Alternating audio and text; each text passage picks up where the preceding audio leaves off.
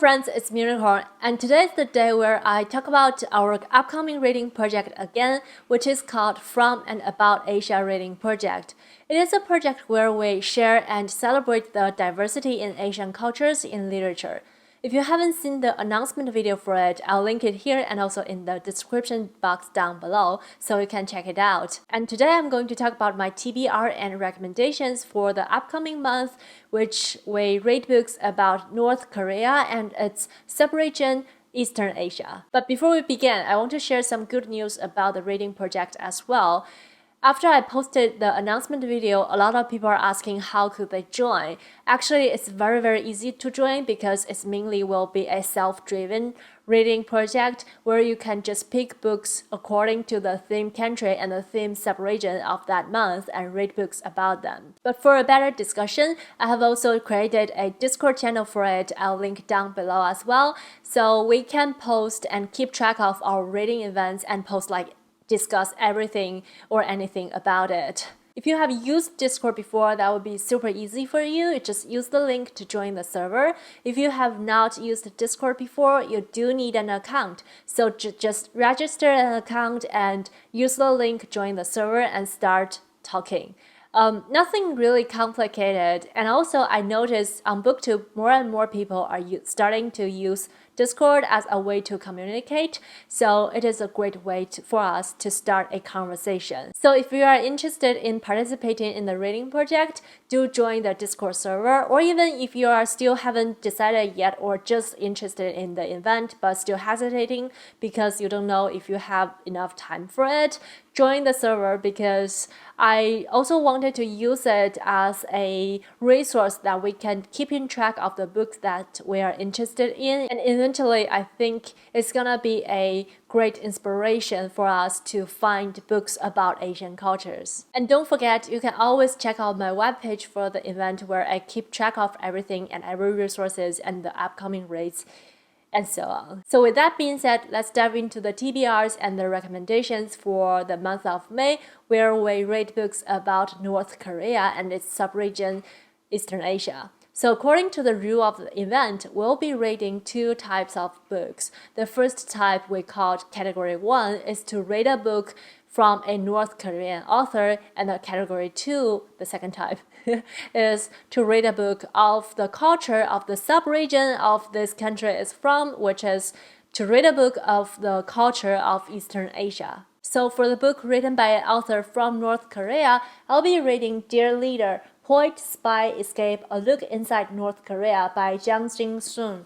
It is translated by Charlie Lee. It is one of those books who doesn't have the translator's name on the cover. This is a non-fiction book, and the author was a North Korea poet laureate who worked for the state when he lived in North Korea. So he actually have quite a privileged life, even during the tough times, and there's not enough resources for everybody. But one day, a forbidden magazine that he lent to his friend got missing. So at that moment, he figured that he has to flee for his life. So this book is written after he escaped from North Korea, and it's about his life working for the propaganda machine and how he managed to escape from it. This is quite a unique perspective that we can read from, and it's very intriguing, so I'm very looking forward to it. Besides that, I have a book of possibility for May, which is a short story collection, and I'll tackle it if I have enough time. That is The Acquisition by Bandy.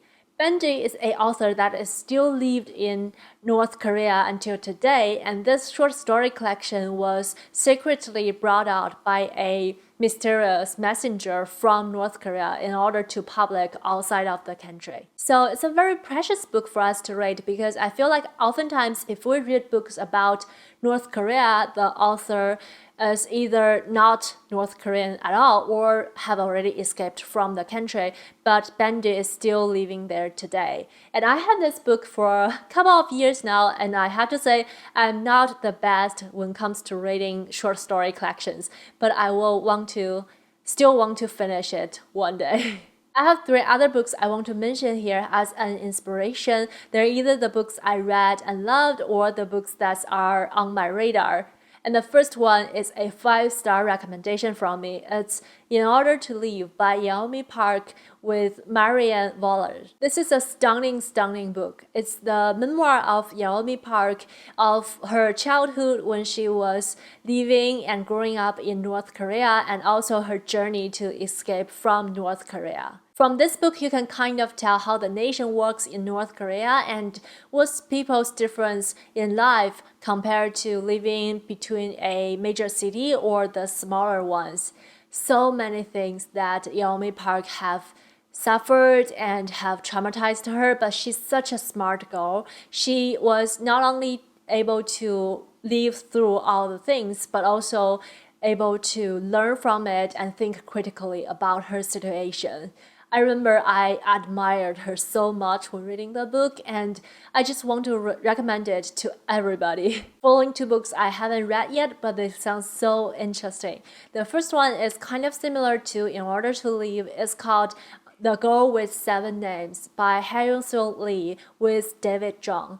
This is Hae-Sung Lee's memoir about, again, how she escaped from North Korea. But the difference between her and Yeonmi Park is Hae-Sung Lee, she actually lived in China for quite some time, more than 10 years, I believe, and she talks a lot about both her experiences in North Korea and in China. And in both countries, she suffered a lot. The last book is a novel called Friend, written by Pik Nam-jung and translated by Emmanuel Kim. The story was about a divorce case that was presented to a judge, and the judge started to investigate their marriage and uncover the story of the couple. What's interesting about this book is this book was originally published in 1988, and it was a popular book in North Korea, and it became the first state-approved novel to be published in English in the history of North Korea.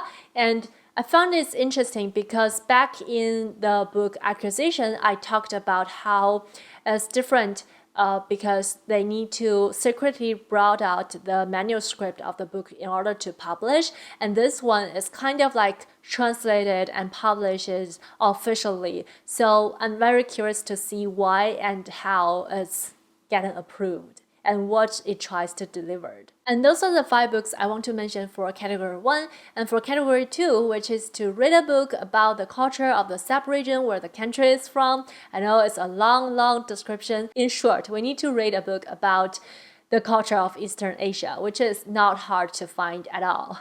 But I decided to stick with the authors who are from other countries but with a Eastern Asia descent, because in May is here in the US is the Asian American and Pacific Islander Heritage Month, so I want to honor that. And also there's still this Asian hate thing going on and needs to be stopped. So I want to learn more about how the Eastern Asian cultures are conflicted with the culture that people moved to.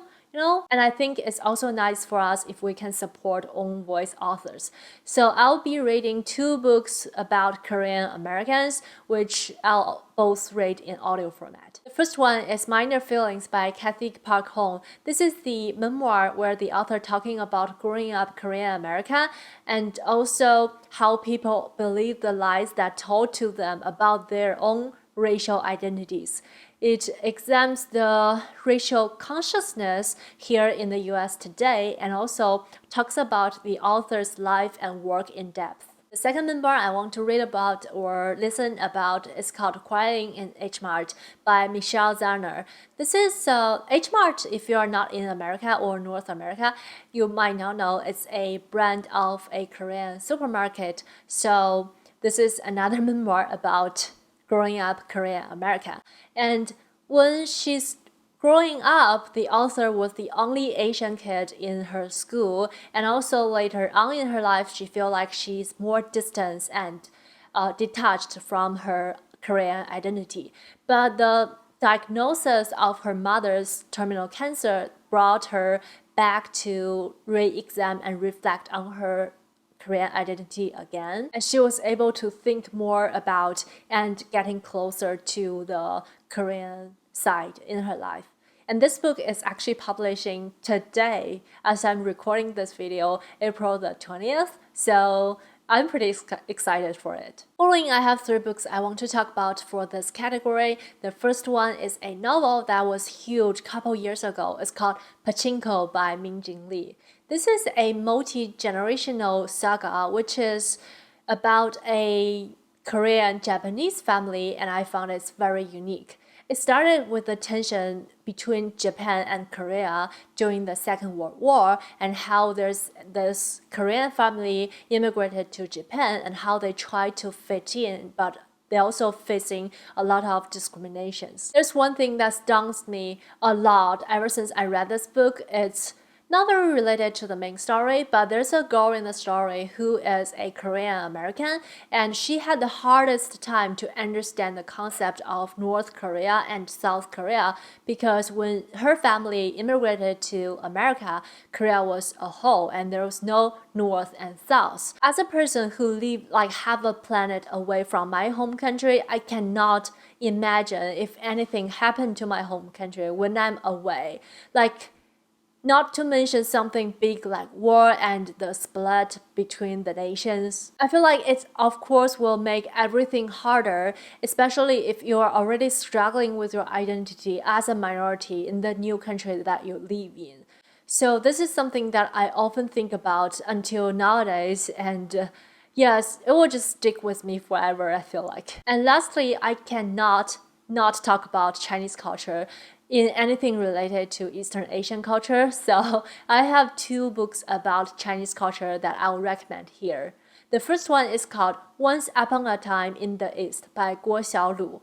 This is Guo Xiaolu's memoir about her childhood growing up in a southern village in China, how she was growing up poor with her grandmother and the trauma she carried from her childhood, and also talks about how she discovered her love for art and decided to leave and move to the UK. This book is quite heavy from time to time, but it's also a very raw and honest representation of the life in the fictionally village in southern part of China. But if you decided to read this book, do keep in mind that although I really love this book, but sometimes the author overgeneralized things. Sometimes she'll say things like, in China, we all do blah, blah, blah, which is fit in for her culture because, like, you know, China is so big.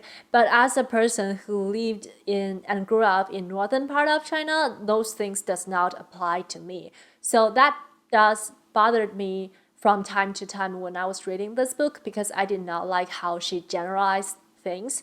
But overall, I think the book is still fascinating and worth reading. Just remember, when she tried to overgeneralize things, that may not be the case. The last book I want to mention here is another popular one about Chinese American culture, is Everything I Never Told You by Celeste Ng. This is a book that so many people have already read, but if you have not read yet, please don't miss out. The story started with one ordinary day in this family, except that their daughter, Lydia, has already died, but no one knows about it. With the event that followed her death, we got to know the stories about each of the members in this Chinese American family, their brought-ups, their values, and their expectations of themselves and also of each other. We also can see a lot of conflict between the American culture and the Chinese traditional values in this book, and how the family was trying to solving issues between them and closing the gap, their culture gaps between their family and the society.